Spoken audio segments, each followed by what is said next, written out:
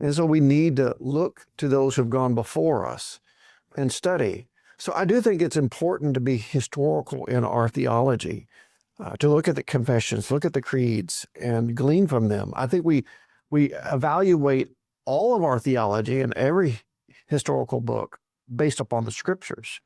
So the scriptures are standard, it's our rule, it's our authority.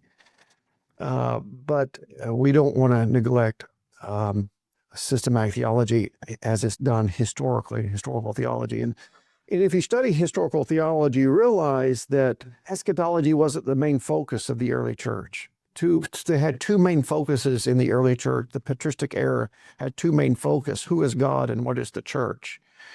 Even salvation was put on the back burner. I mean, they dealt with salvation, but it wasn't their focus.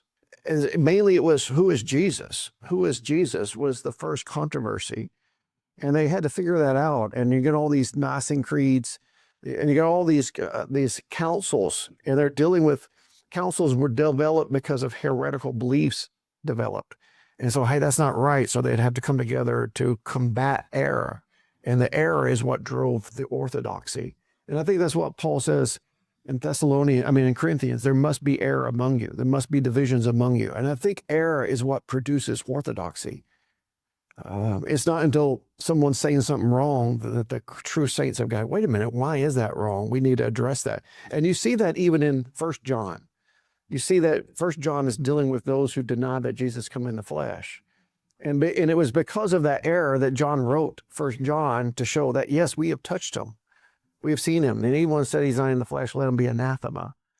And so a lot of the councils took that example of the Apostle John, and they would combat error, and they said, okay, this is the truth according to scriptures. And then they would put anathemas at the end.